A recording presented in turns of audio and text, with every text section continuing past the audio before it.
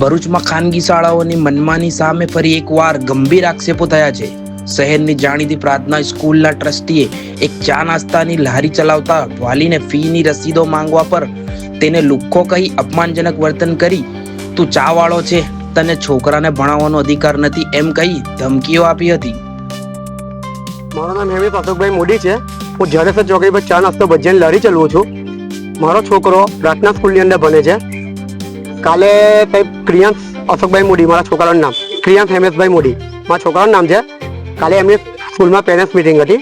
તો પેરેન્ટ્સ મિટિંગમાં હું ને મારી વાઈફ 2 જણા અંદર આવેલા હતા। તો એમને મને એવું કીધું કે ભાઈ તમને પેપર ચેક કરવા દેવામાં આવે નહીં। મેં કીધું સર કયા કારણથી પેપર ચેક નહીં કરવા દેવા માટે? કે તમારી ફીસ બાકી છે। મેં કહ્યું ઓકે ફીસ બાકી છે, પણ મેં 3 ટોકરામાં પૈસા 53,000 2 વાર ભરેલા છે, એક વાર 5,000 ભરેલા છે। ટોટલ 11,000 રૂપિયા મારા જમા છે, 14,000 મારા છોકરાની ફીસ છે। ઉપરના જે બાકી છે હું ભરવા તૈયાર છું, અમને જ ભરી દઉં છું, હું લઈને જ આવ્યો છું। તો મને એવું કહે છે કે એ બધી વાત છોડ, તો અમને 11,800 રૂપિયા ભરી દે। મેડમ કયા કારણથી એ બારી પર મેડમ હતા? મેડમ કયા કારણથી 11,800 ભરવાના? મેં આગળ આટલા ભરેલા છે, તેનો મતલબ શું? કે તમે ટ્રસ્ટીને મળો। મેં ટ્રસ્ટી સાહેબને મળવા ગયો, મેં સાહેબ મેં આટલા ભૈસા ભરેલા છે, તો પછી મારી પાસે બીજા ઉપરના પૈસા કયા માંગવામાં આવે છે? મને કે રસીદ? મેં કહું રસીદ સાહેબ તમે આપતા નથી કોઈ, બરાબર છે? 3 વાર પૈસા ભર્યા છે, જે મેડમને પૈસા મેં આપ્યા છે, મેડમને હું બોલાવીને વાત કરાવું તમારી જોડે। તો કે હું નવરો નથી। મેં કહું સાહેબ નવરા તો અમે બી નથી, બરાબર છે? અમે આ રસીદ માટે 1 મહિનામાં 4 વાર આવી ગયા તમારી પાસે।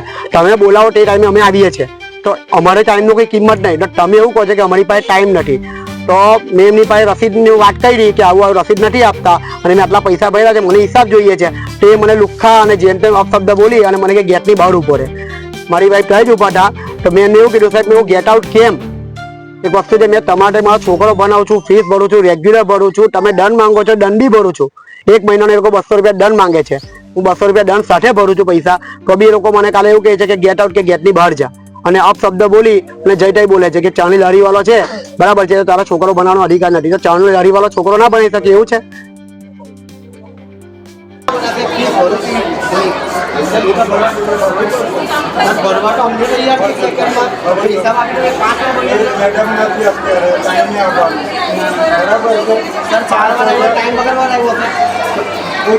તમે મને એવું કહો કે હું ટાઈમ વગર આવ્યો હતો સાહેબ?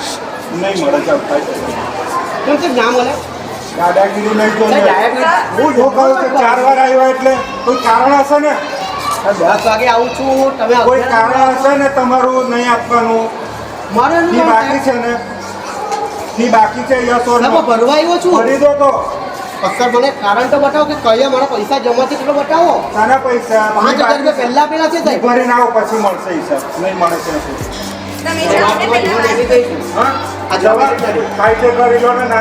નમસ્કાર, જય હિન્દ, જય ભારત। મિતેશભાઈ પટિયાર, સામાજિક કાર્યકર્તા। ગત રોજ રાત્રિના 9 કલાકે મોદીભાઈનો મારી પર ફોન આવે છે કે મિતેશભાઈ મારી સાથે સ્કૂલની અંદર આવો બનાવ બન્યો છે।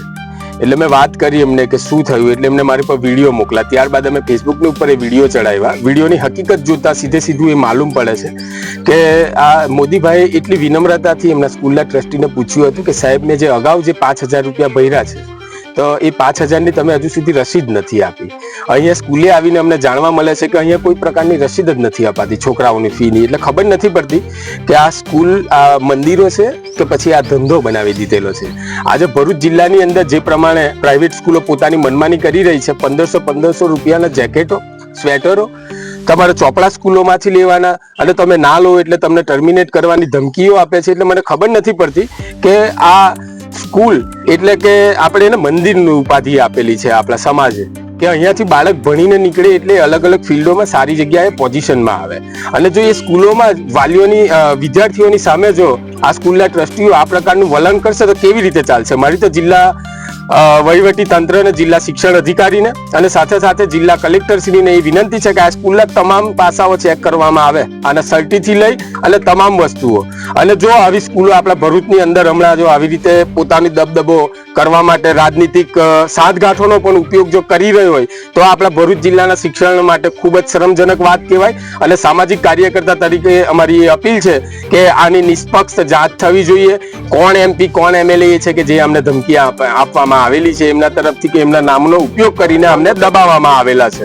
એટલે આ તમામ પાસાઓની નિષ્પક્ષ જાંચ કરવામાં આવે એવી જ અમારી વિનંતી છે ને આપ શ્રી લોકોને આ મીડિયાના માધ્યમથી અપીલ પણ છે. જય માતાજી, જય હિન્દ, જય ભારત.